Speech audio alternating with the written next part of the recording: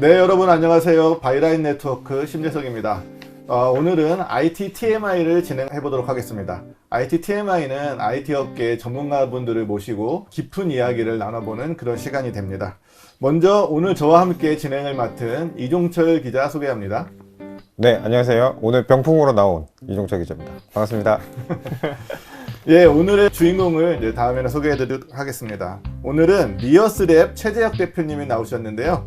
니어스랩이 어떤 회사인지, 그리고 니어스랩이 하고 있는 비즈니스가 어떤 일인지 좀 더 깊게 이야기를 나눠볼 수 있도록 하겠습니다. 최 대표님 어서 오세요. 네, 안녕하세요. 반갑습니다. 그럼 먼저 그 니어스랩이라는 회사에 대해서 우리 시청자분들은 아직 모르신 분들이 많으니까 그 니어스랩이 어떤 회사인지 소개 좀 부탁드릴게요. 네, 니어스랩은 저희 자율비행 기술을 기반으로 세상에 없던 데이터를 만들고 가치를 만들어내는 일들을 하고 있습니다. 비슷한 비유로 인공위성을 많이 들고 있는데요. 위성이 처음으로 우주 밖에 나가서 지구를 내려다보면서 위성 사진이나 GPS 같은 새로운 종류의 데이터들이 만들어졌고요. 그런 것들이 이제 일기예보 그리고 GPS 내비게이션이 만들어졌습니다. 그렇게 생활을 완전히 바꿔놨는데요. 그렇게 위성이 했던 일들을 이제 21세기에는 드론이 위성보다 지구 훨씬 가까이에서 훨씬 더 자주 더 다양한 데이터를 수집하고 분석할 수 있을 거라는 믿음으로 자율비행 기술을 집중하고 지금의 이제 니어스랩을 창업하게 되었습니다. 니어스랩은 어떤 뜻인가요? 회사 이름이? 니어 얼스 레보라토리인데요. 그 위성보다 훨씬 더 많은 종류의 데이터를 훨씬 더 지구 가까이에서 니어 얼스에서 더 취득하고 만들어내겠다는 포부를 가지고 있습니다. 레보레토리는 화장실 아닙니까? 죄송합니다. 뭐 위성에서 비유를 시작하긴 했지만 네. 결국 사람이 들여다보고 사람이 이제 직접 보아야 됐던 것들을 드론이 대신 봐준다는 그런 관점에서 보시면은 사실 하늘까지 멀리 가지 않더라도 주변에 저희가 봐야 될 게 너무너무 많습니다.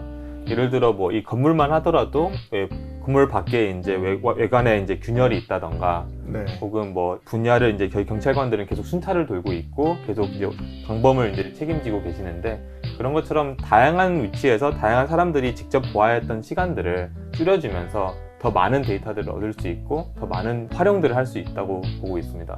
그리고 그것들을 사람이 개입하지 않고도 사람이 보는 것처럼 자동화시켜주는 일들까지 같이 하고 있습니다. 그래서 자율이라는 단어가 들어가는 거군요. 네, 그리고 자율 비행을 통해서 데이터 취득, 들여다보는 걸 자동화하고 있고요. 네. 거기서 이제 사실 사람보다 훨씬 많은 걸 보기 때문에 그 양도 어마어마해지잖아요. 네. 거기서 진짜 인사이트 있는 정보들을 꺼낼 수 있도록 하는 그 뒷단에서 인공지능까지 같이 데이터를 제공하고 있습니다. 수집된 데이터도 분석하는 일까지 네. 함께 하고 계신다. 맞습니다.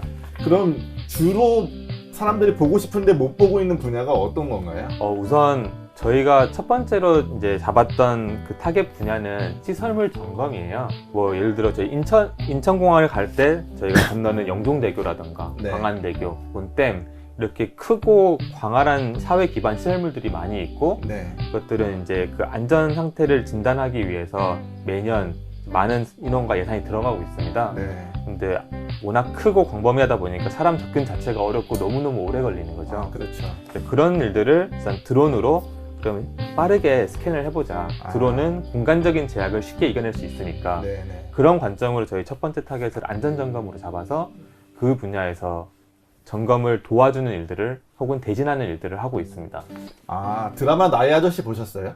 네, 봤습니다. 그 드라마 나의 아저씨 보면 그 주인공 직업이 구조분석가 이런 거더라고요. 그래서 건물이 안전한지 안 한지 뭐 금간대 없는지 이런 걸 보는데 그 높은 건물을 이렇게 사다리 타고 올라가서 보기도 하고 드론을 날려서 사진을 찍어서 보기도 하더라고요. 그런 걸로 이렇게 이해하면 되겠네요. 네, 정확합니다.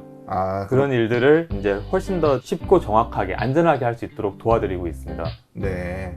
그러면 이제 니어스랩이라는 회사가 무엇을 하는 회사인지는 대충 이제 알 것 같은데요. 이 회사는 얼마나 오래된 회사인가요? 저희 회사는 15년에 창업을 했고요. 그래서 7년 조금 넘었습니다. 이제 그럼 스타트업의 뭐 데스밸류를 좀 넘어가는 이런 걸 이해하면 되겠어요? 네, 그렇습니다. 그러면 대표님이 이 회사를 창업했나요?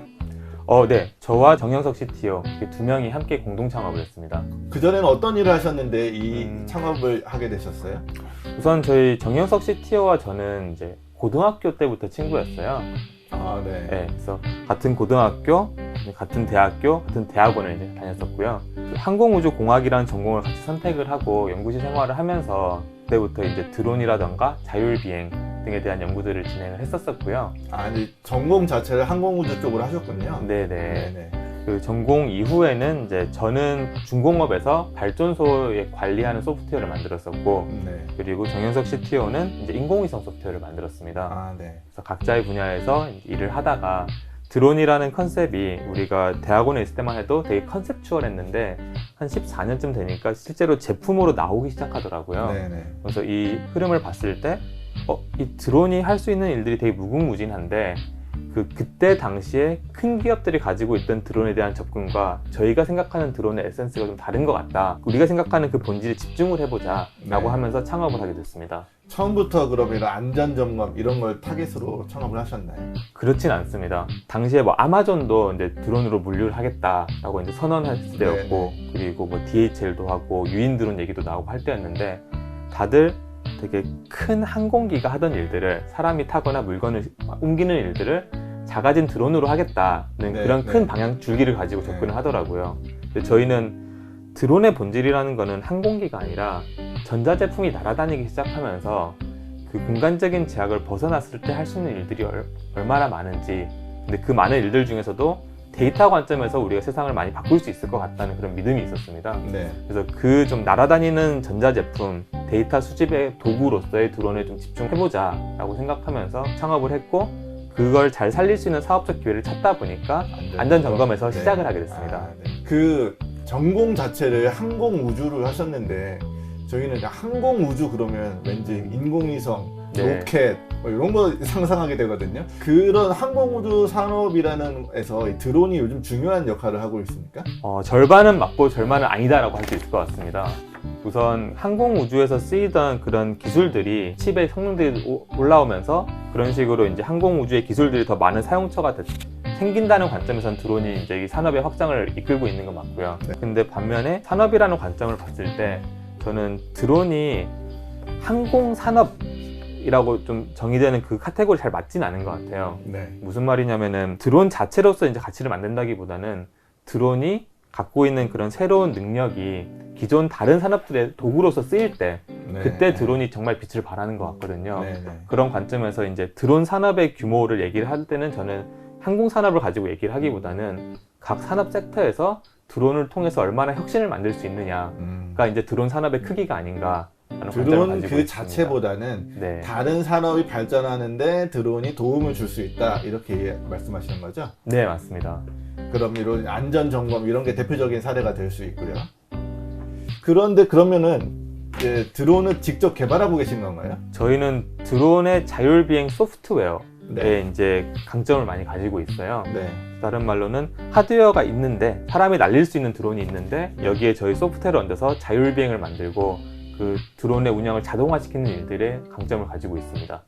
보통 드론 그러면 DJI 이런 회사를 생각하잖아요. 네. 그럼 그런 회사의 드론을 가져다가 네. 니어스랩의 소프트웨어를 얹어가지고 일반적인 드론이 자율 운행되는 드론으로 변신한다 이렇게 이해하면 되나요? 정확합니다. 그러면은 그런 뭐 센서나 이런 걸 막 달아서 움직이셔야겠네요. 그게 처음 접근할 때는 그렇게 했어요. 네. 그러니까 상용 드론에 저희가 자율비행에 필요한 센서들 네. 혹은 그 임무를 수행하는데 필수적인 센서들이 있잖아요. 네. 그런 것들을 달아서 그걸 운영을 했고 이게 또 큰 장비가 되다 보니까 전문 인력이 가서 이제 그 현장에서 직접 운영해주는 형태로 이제 운영이 될 수밖에 없었습니다. 네. 근데 저희가 집중했던 거는 어쨌든 그 소프트웨어 레이어에 있다 보니까 이 소프트웨어의 강점을 가지고 어떻게 하면 더 작은 드론에도 추가적인 부착 없이 똑같이 자동화를 시킬 수 있을까를 고민을 많이 했고요. 네. 그렇게 이제 고민 끝에 나온 결과물이 올해 초 CES 혁신상을 받았던 저희의 신제품 니얼스윈드 모바일이라는 제품입니다. 잠깐 소개해 주시겠어요? 기존에는 그 상용 드론에 뭐 컴퓨터를 달든지 네. 센서를 달든지 해서 만들어야 했던 그런 자율비행 소프트웨어를 운영할 수 있었다라고 하면은 네. 지금은 이 드론과 연동이 돼 있는 그 모바일 디바이스에서 니어스랩 앱을 설치를 합니다. 아, 네. 그러면은 그 드론 위에서 운영이 돼야 했던 그런 자율비행에 관한 소프트웨어들이 앱에서 원격에서 운영이 되고 명령을 주게 됩니다. 아, 그러니까 저희가 뭐 쿠팡이나 아마존에서 구매한 드론에다가 앱만 깔면은 그대로 추가적인 부착 없이 자율비행을 쓸 수 있게 되는 거죠. 와, 이게 그런 센서 같은 걸 따로 달지 않고도 가능하다는 말씀이세요? 네, 맞습니다. 그러면은 직접 뭐 드론을 개발하거나 설계하실 필요는 전혀 없는 거네요. 두 가지로 나뉘는데요. 저희가 추가적인 센서를 달지 않고 이렇게 할 수 있게 된 거는 영상 기반의 인공지능에 집중을 했기 때문에 가능했습니다. 네네. 사실 모든 드론에는 카메라가 달려 있잖아요. 네네. 그럼 이 카메라의 그 실시간 영상을 보고 네. 이 드론이 어디로 비행해서 어떻게 임무를 수행할지를 판단할 수 있는 소프트웨어에 집중했기 때문에 뭐 라이다라든지 네. 그런 다른 추가적인 장비 없이도 자율비행을 할 수 있게 만들었고요. 그거를 지금 이제 풍력 발전기 안전 점검에 사용을 하고 있습니다. 근데 반면에 풍력 발전기보다 더 고난이도의 자율비행을 원할 때 이 상용 드론에 있는 센서만으로 충분하냐, 이게 아닌 상황들이 있죠. 그렇죠. 그래서 저희가 사업은 제품 단위로 하고 있지만 내부적으로는 더 다양한 센서를 기반으로 작은 드론에서 자율비행을 할 수 있도록 하드웨어적인 설계 역량까지 함께 내재화를 하고 있어요. 네. 그래서 하드웨어를 양산하진 않더라도 직접 설계하고 그런 자율비행을 이제 극한까지 올릴 수 있는 그런 설계 역량은 함께 가지고 있습니다. 나중에 필요하면 직접 생산도 할 수 있을 준비를 하고 계신 건가요? 네, 맞습니다. 네. 그런데 그런 생각도 드네요. 우리가 이렇게 드론을 조종을 하잖아요. 네. 조종을 하면 되지 굳이 자율 비행이라는 게 필요할까라는 생각도 드는데 어떻게 생각하세요? 그게 산업에서 그 과정을 겪어왔던 것 같아요. 처음엔 사람이 올라가는 게 너무 힘들어서 네. 드론이 나온 걸 보고 드론을 가져다 쓰기 시작했어요. 네. 근데 그 드론을 가져다 쓰는 과정이 생각보다 순탄치가 않은 거죠. 드론, 항공기라고 하면은 먼 거리를 높고 빠르게 갈 수 있는 그 역량의 이제 항공기를 이제 전통적으로 써오던 방식들이고 기존의 이제 드론 파일럿들이 익숙한 방식들이에요. 네네. 근데 저희는 이제 사람이 봐야 되는 걸 대신 봐준다는 컨셉으로 하다 보니까 네. 이 드론이 그 높은 데 올라가서 저희가 바라보고자 하는 대상에 가까이 근접해서 네. 자세히 들여다보는 거예요. 천천히. 네. 이렇게 빠짐없이 스캔해야 되고 네. 그런 것들은 기존의 파일럿들이 잘하기 너무 힘든 거예요. 그리고 위험할 수도 있겠군요. 네. 부딪히거나 이럴 수도 있고. 실제로 수동 비행을 하면서 충돌하는 사고도 상당히 많았었고요. 네네. 그리고 충돌하지 않더라도 예를 들어 100m 높이에서 드론을 날리는데 이게 이 시설물과 한 5m 리지를 하려고 해요. 네. 이게 근데 멀리서 보면 그게 3m인지 7m인지 알 수가 없잖아요. 네. 일정할 수도 없고 네. 그런 관점에서 위험할 뿐만 아니라 데이터의 그런 균일성을 가져오기가 되게 힘들었습니다. 네. 그래서 이런 것들을 균일하게 하는 거는 일정하게 비행하는 거는 기계가 훨씬 잘하니까 이걸 자율화 시켜보자 네. 라고 하게 됐습니다. 우리 자율주행차도 보면 뭐 레벨 3, 레벨 4 이런 게 있잖아요. 네네. 그러면 자율 비행 쪽도 그런 레벨 이런 게 있나요? 뭐 동일하게 적용된다고 보시면 돼요. 그러면 지금 리어스랩은 레벨 몇 정도라고 이해하면 될까요? 레벨 4를 지향한다고 보시면 되는데요. 그 레벨 4를 말씀드리는 거는 현장에 작업자가 가기는 합니다. 네. 근데 작업자가 조종을 하진 않고요. 네. 앱상에서 버튼을 누르고 비행을 잘하고 있는지 감시를 하게 돼요. 네. 관제를 하는 거죠. 네, 네. 그러면서 조종에 개입하지 않고 정말 위급한 순간에만 이제 개입을 하는 정도로 운영을 하고 있고요. 이렇게 좀 자율성을 높일 수 있었던 거는 이 드론이 어떤 일을 할지를 되게 명확하게 만들어줬기 때문에 가능한 거예요. 네, 네.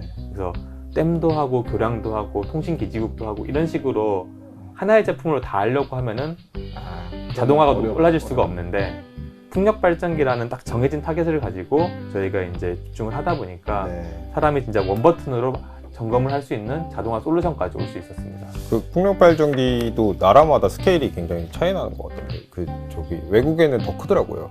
그런 것도 다 대응이 돼요.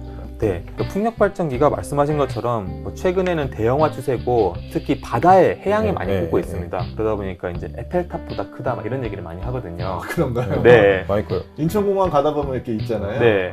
그거에 이제 해외 요즘 최신의 트렌드에 보면은 되게 작은 편인 거죠. 네. 근데 그런 것들을 저희가 이제 크기에 상관없이 그리고 이게 바다에 있는지 산에 있는지 들에 있는지 혹은 뭐 겨울에 눈 빠질지 이런 것들을 상관없게 이 소프트웨어로 이제 강건하게 만드는 것들이 저희가 그동안 시간을 들여서 쌓아왔던 그런 데이터의 힘이고 노하우인 것 같습니다. 아니 그 풍력 발전기가 제가 알기로는 땅에서 멀수록 좋다고 먼 바다에 많이 짓는다고 하더라고요. 그래야 바람이 더 많이 불어서 그런 게 아닐까요? 네, 균일하고 강한 바람 많이 불기도 하고 풍력 발전기도 소음이 있는데 네. 그럼 주변에 사람이 그렇죠. 있으면 또 그 민원이 아. 들어올 수 있잖아요. 그 바람이 강할수록 좋잖아요. 풍력 발전기는. 네, 그러면 드론은 바람이 강할수록 위험하지 않나요? 맞습니다. 그러면 그런 문제는 해결이 가능한 건가요? 두 가지인데 하나는 그거를 정밀한 자세 제어를 통해서 어느 정도 대응하는 게 하나가 필요하고요. 두 번째는 그럼에도 바람이 많이 부는 환경에 바람이 많이 불 때 멈추고 점검하는 걸 원하지 않아요, 고객들도. 아, 네. 그러니까 1년으로 보면은 그렇죠. 뭐 여름에 바람이 좀 덜할 때 그때 집중적으로 점검을 하고 아, 네. 바람 많이 부는 시즌에는 발전을 해서 돈을 벌겠다. 아, 네. 컨셉이기 때문에 그거는 오히려 거의 저희 고객들과 교류를 같이 하고 있습니다. 네.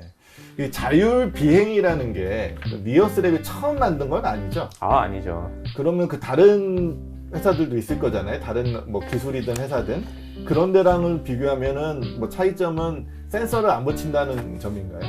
우선 로보틱스에서 자율주행을 한다라고 하면은 가장 많이 쓰이는 게 라이다 센서입니다. 네네. 레이저 기반으로 주변의 3차원을 인식을 하고 거기서 내가 어디 있구나, 네네. 어디로 가야겠구나 결정을 하게 되는데 비싸죠. 비싸고 무겁고 전력도 많이 들고 그러다 보니까 드론이라는 그 제한된 환경, 이 무게도 민감하고 그리고 배터리도 작고 이 가격도 싸고 해야 되는 이 환경에는 잘 안 맞는 거예요, 라이다가. 네네. 그래서 저희는 영상 기반의 자율 비행에 집중을 했습니다. 네. 테슬라처럼. 네, 정확히 네. 그 비율을 드시면 더 맞는데요. 네. 그렇게 영상 기반으로 할 수 있게 집중을 하다 보니까 그게 또 이제 자율 주행하고도 좀 다른 거예요. 자율 주행 같은 경우는 어쨌든 트렁크에 큰 컴퓨터를 두고 이제 연산을 탈 수 있는데 저희는 이 제한되는 이 칩 성능 위에서 그걸 운행을 하다 보니까 경량화하고 실시간성을 확보하는 스루프스를 만드는 게 너무너무 중요한 거죠. 네. 그래서 그쪽 관점으로 그런 자율 비행을 위한 영상 AI를 집중했었고요, 저희가. 네. 그걸 기반으로 지금까지 좀 차별화된 자율 비행 기술을 만들 수 있었습니다. 그러니까 굉장히 그 AI로 파악한다고 그러면 그 데이터가 다 학습이 돼 있어야 되잖아요. 네. 그 풍력 발전기는 학습이 돼 있을 거고 다른 분야에 또 교량 같은데 새로 진출을 한다 그러면 그것도 새로 학습을 해야 되겠네요. 네, 맞습니다. 그래서 저희가 진행했던 그런 POC 프로젝트 중에서 이제 그 통신기지국 점검하는 프로젝트가 있었거든요. 그거를 진행할 때 기존의 풍력 발전기에서 썼던 그런 딥러닝 프레임워크를 그대로 가져오고 데이터만 바꿔서 넣었어요, 저희가. 그렇게 해서 2주 만에 이 POC를 진행할 수가 있었습니다. 그래서 풍력 발전기와 다른 통신기지국의 형상에 맞는 그 비행 경로와 그리고 그 영상 데이터셋을 넣어줌으로써 기존에 있는 딥러닝 역량을 그대로 복사를 쓴 거죠.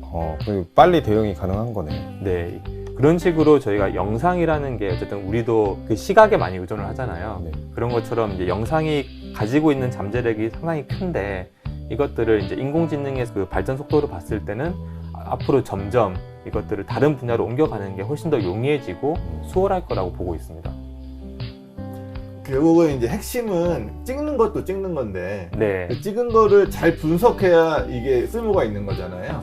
뭐 이게 정말 이제 수리가 필요한 시점이다. 이거를 이제 이미지만 보고 판단을 해야 되는 거잖아요. 네네. 그런 거에 대한 기술을 갖고 계시다는 거죠?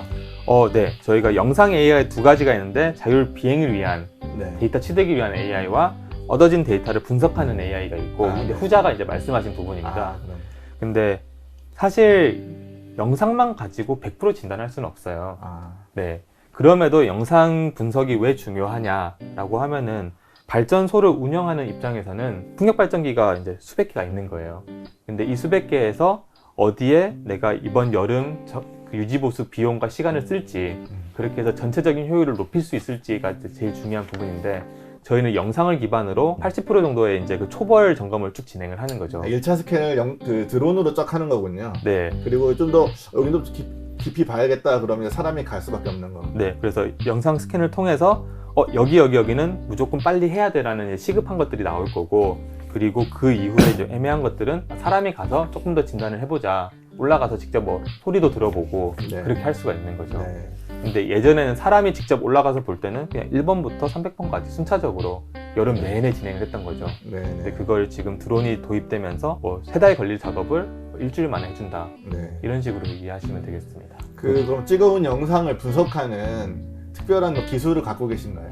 지금까지 저희가 이제 3년 동안 이제 풍력 발전 점검 서비스를 하면서 네. 쌓아왔던 데이터를 기반으로 이제 그런 결함을 자동 판별, 판정들을 제공을 하고 있습니다. 실시간으로 그 어떤 그 전문가가 보지 않아도 그 AI가 이거는 위험하다 이런 판단을 1차적으로 내려준다는 말씀이시죠? 네네. 드론이 뭐 하루에 15개를 점검을 찍고 왔으면은 네. 그 데이터가 이제 그날 밤에 다 서버로 올라오게 돼요. 네. 그럼 서버에서 저희 AI가 그 데이터를 보면서 어느 발전기, 어느 위치에 어떤 결함이 있고 이 결함은 어떤 종류인데 얼마나 심각해. 그러니까 이거는 심각도 오니까 빨리 가서 고쳐 할 수도 있고요.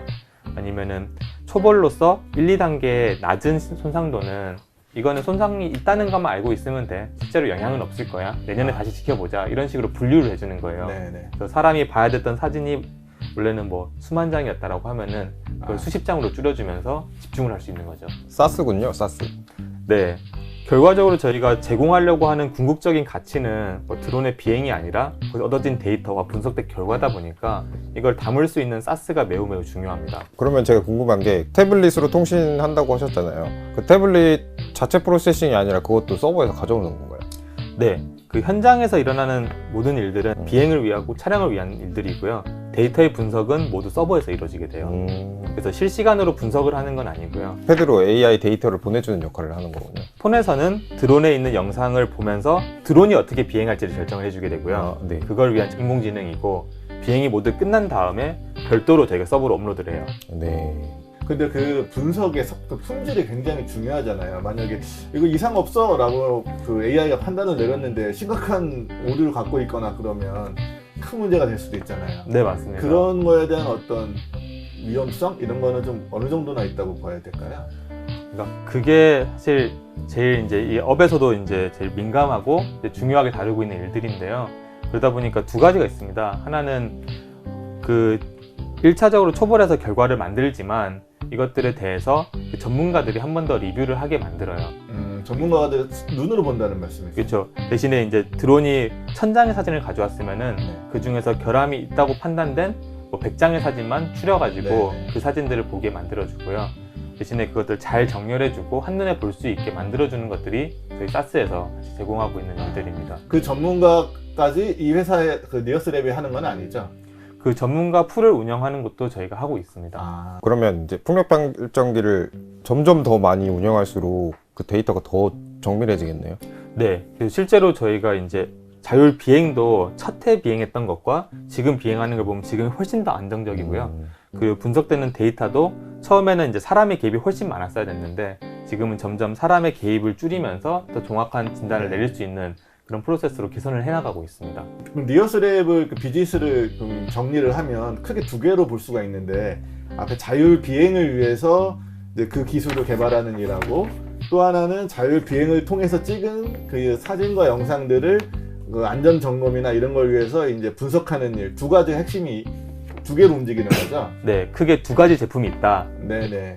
그러면 이 둘 중에 그 어떤 쪽이 더 비중이 높은 건가요? 우선 제가 이제 배경이 항공우주고 네. 뭐 이쪽 전공이다 보니까 드론으로 시작을 했었고요.